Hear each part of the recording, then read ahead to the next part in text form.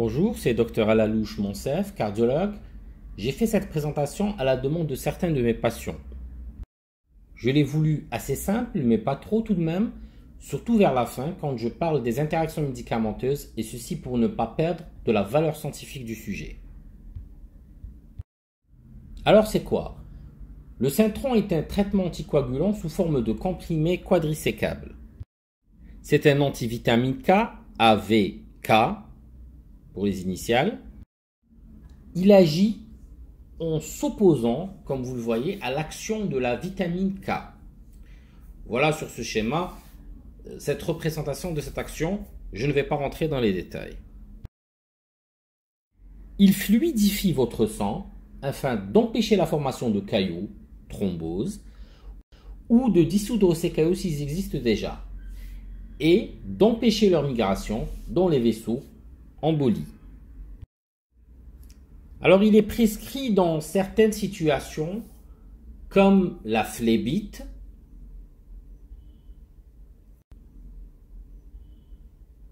l'embolie pulmonaire, les troubles du rythme cardiaque, surtout la fibrillation auriculaire, certains infarctus du myocarde, ou si vous êtes porteur d'une valve cardiaque artificielle. Alors comment commencer votre traitement par AVK? Généralement, le traitement débute par des injections d'héparine. Il est suivi par la prise d'un comprimé ou de fractions de comprimé. Au bout de quelques jours de prise simultanée de ces deux traitements anticoagulants, les injections d'héparine sont arrêtées et les comprimés de Syntron sont poursuivis. Comment surveiller votre traitement par AVK? L'efficacité du traitement varie selon les personnes et chez une même personne. Elle dépend aussi d'un grand nombre de facteurs comme la coexistence d'une maladie, la prise d'autres médicaments, l'alimentation, etc.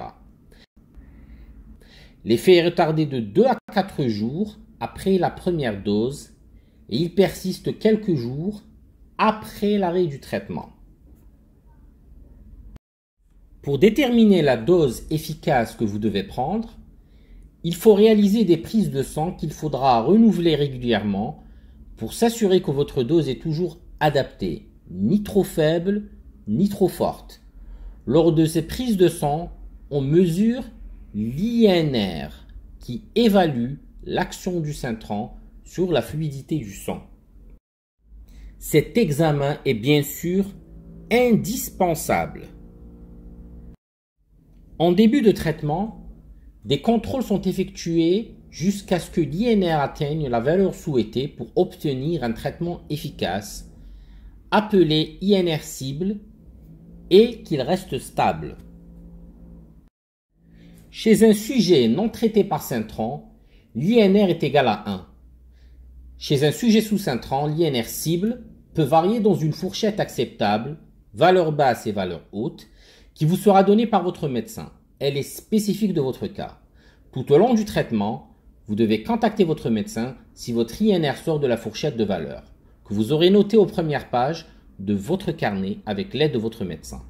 Vous devez connaître ces valeurs, car si votre INR dépasse cette valeur haute, traitement surdosé, il y a un risque de saignement important.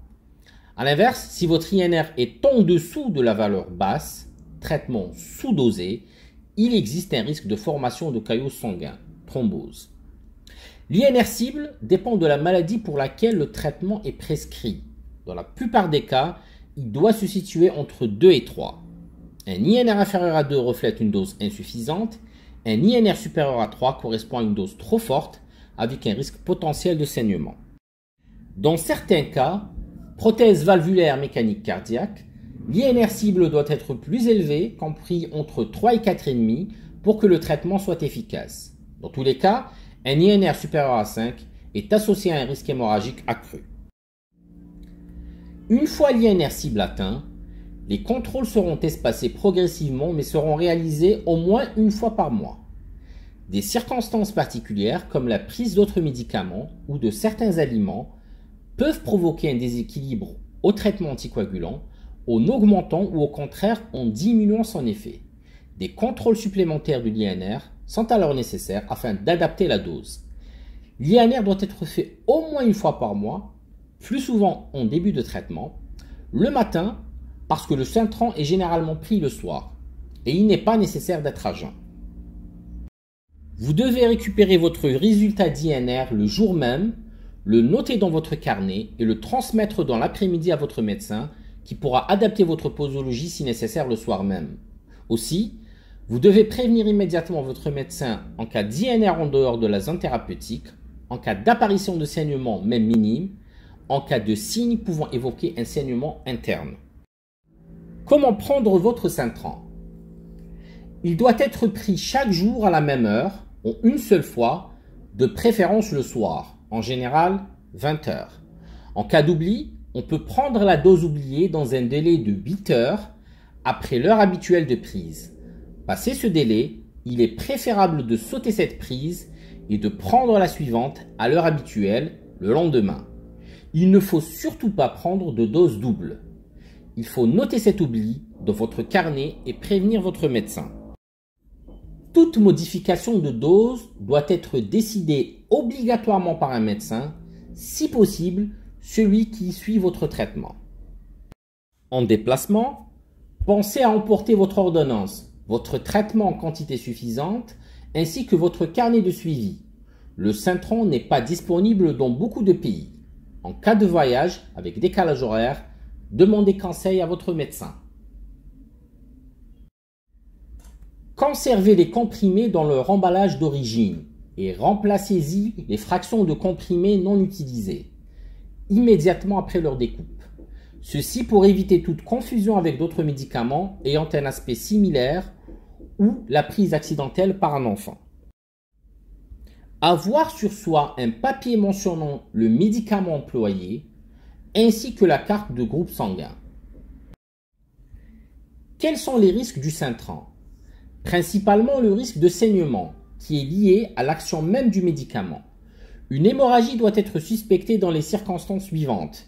Un INR supérieur à la valeur haute fixée par votre médecin traitant. L'apparition d'un saignement, même s'il semble mineur, à savoir saignement des gencives, du nez ou un œil rouge, présence de sang dans les urines ou les selles, souvent les selles sont noirâtres, des règles anormalement abondantes, apparition de bleus, hématomes, vomissement ou crachat sanglant, ou un saignement qui ne s'arrête pas. Aussi, apparition de signes pouvant évoquer un saignement interne non visible, à savoir des signes inhabituels tels qu'une fatigue, un essoufflement, une pâleur, un malaise inexpliqué, ou bien un mal de tête ne cédant pas au traitement. Dans toutes ces situations, vous devez contacter rapidement un médecin qui prendra les mesures nécessaires, dont une prise de sang pour détermination de l'INR. Cas particulier de la grossesse et l'allaitement, informez votre médecin si vous découvrez que vous êtes enceinte ou si vous souhaitez l'être. En général, l'utilisation des AVK est contre-indiquée pendant la grossesse et l'allaitement. Il existe d'autres types de traitements anticoagulants que votre médecin pourra alors vous prescrire. Alors, chose importante, les 7 règles d'or à respecter dans le cadre de votre traitement par Syntran. 1.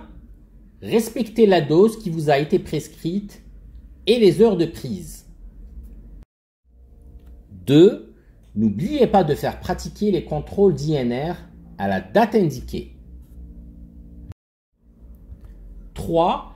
Signalez que vous prenez le Syntran à tout professionnel de santé que vous consultez. Médecin, pharmacien, biologiste, infirmière, dentiste, kinésithérapeute, en cas de pédicure, etc. 4. Si vous présentez un saignement, contactez rapidement votre médecin ou allez aux urgences les plus proches. 5. Remplissez votre carnet de traitement à chaque INR, résultat de l'INR, dose journalière effectivement prise depuis le précédent INR. Notez tout incident et pensez à apporter votre carnet de suivi à chaque consultation. 6. Ayez une alimentation équilibrée et évitez l'alcool. Certains aliments contiennent de la vitamine K en grande quantité et peuvent modifier votre INR, tels que les brocolis, les asperges, les épinards, les choux, choux-fleurs, choux de Bruxelles. Ces aliments ne sont pas interdits à condition de les répartir dans votre alimentation de manière régulière et sans excès. Enfin 7. Prenez l'avis de votre médecin avant toute prise de nouveaux médicaments, injections, extraction dentaire, soins de pédicure, petite chirurgie ou projet de voyage. Pour ce qui est des injections et ponctions, en raison du risque d'hématome local important, les ponctions et injections intramusculaires, intra-artérielles ou intra-articulaires sont interdites. Par contre, les injections intraveineuses et sous-cutanées sont possibles. Après une prise de sang, comprimez fortement le coton pendant 2 minutes au moins sans plier le bras. Pour ce qui est des interventions dentaires, les extractions dentaires sont interdites sans avis médical. Et ce qui est des interventions chirurgicales, le chirurgien et l'anesthésiste doivent être tenus informés de votre prise d'AVK. Un relais par une apparine injectable est instauré habituellement en prévision de l'intervention afin de prévenir une complication hémorragique. Alors, il existe 4 choses que vous ne devrez pas faire. 1. N'arrêtez ou ne modifiez jamais votre traitement sans l'accord préalable de votre médecin.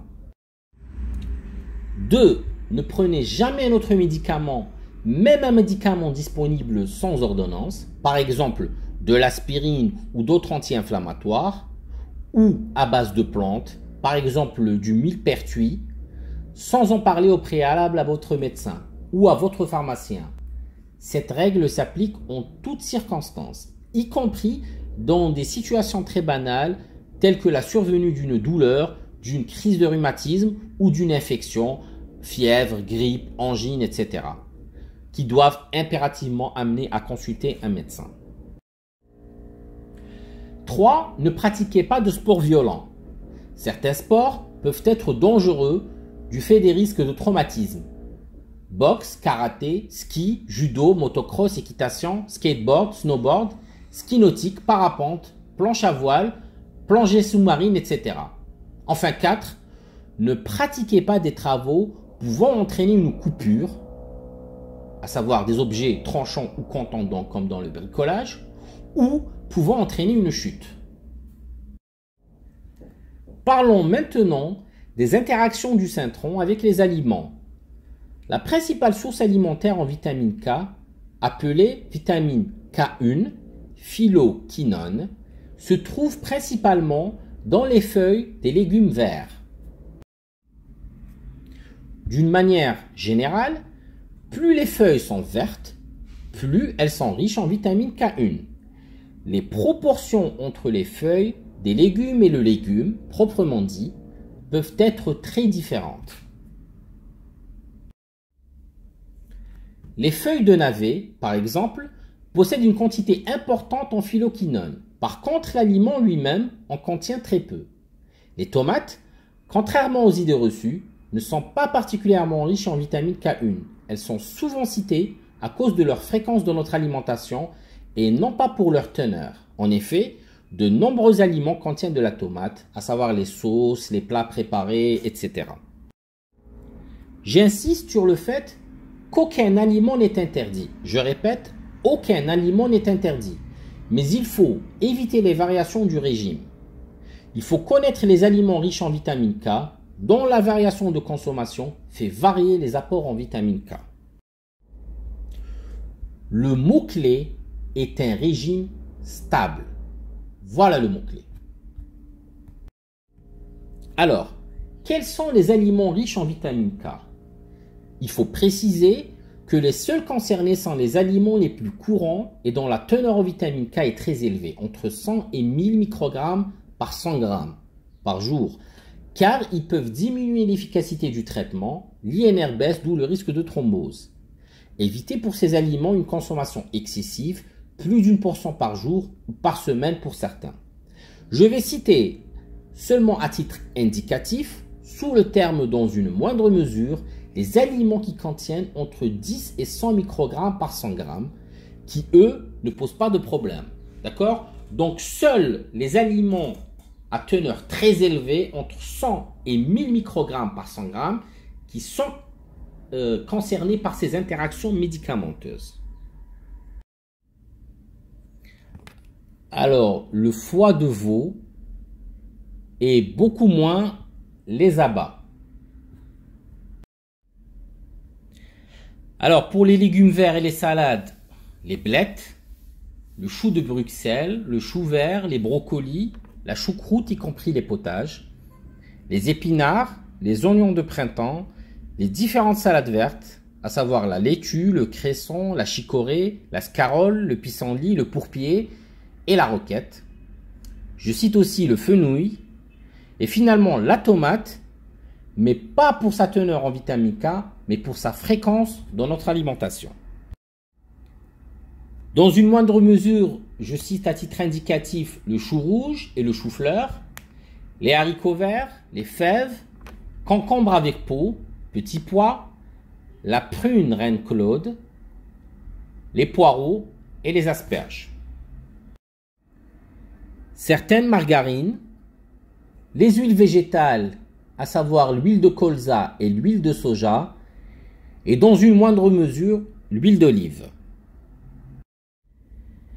Pour les fines herbes et les épices, à savoir l'origan, l'estragon, le céleri en flocons, la sarriette, le romarin et la sauge, et dans une moindre mesure le basilic, la ciboulette, le clou de girofle, la coriandre, la marjolaine, le persil, le piment rouge, le poivre noir et le thym.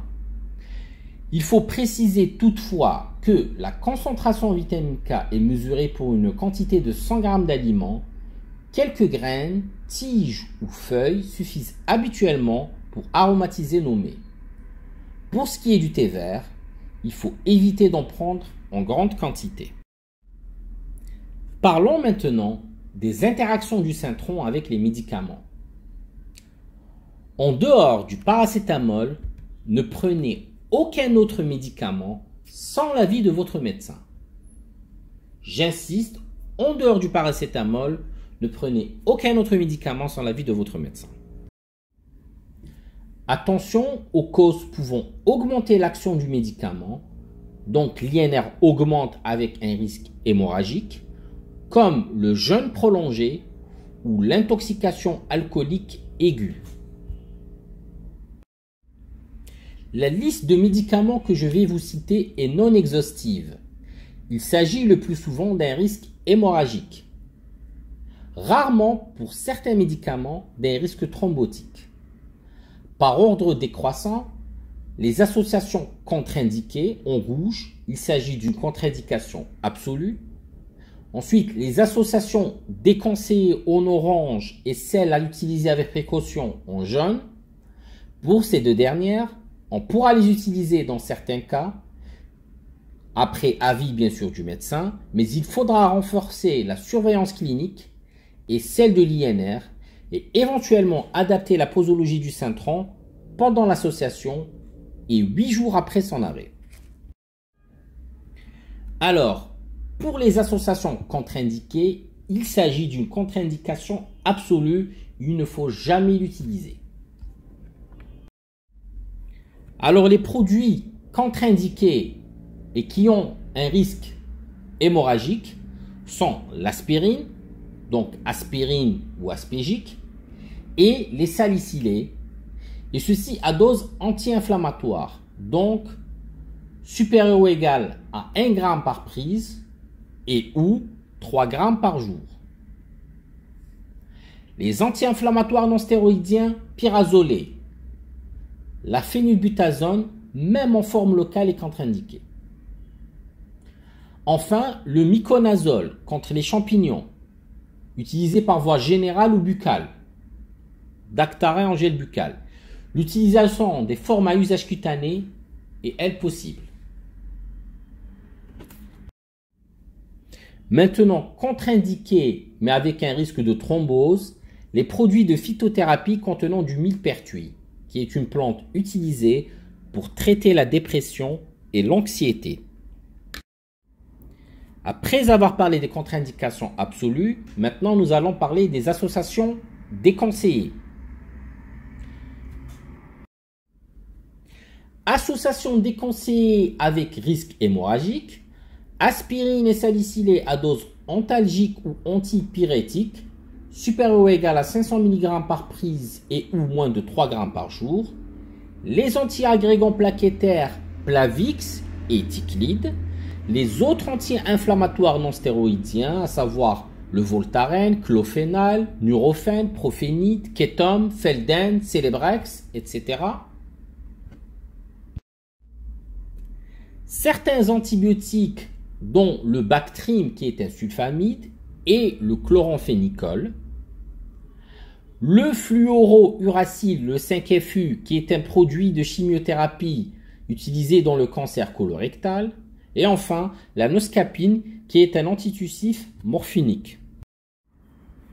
Pour les associations déconseillées avec risque de thrombose, on a les pansements gastro-intestinaux Smecta et Bedelix et les antiacides Gaviscon, Malox, Topal, Phosphalugel, Pepsan, Réni.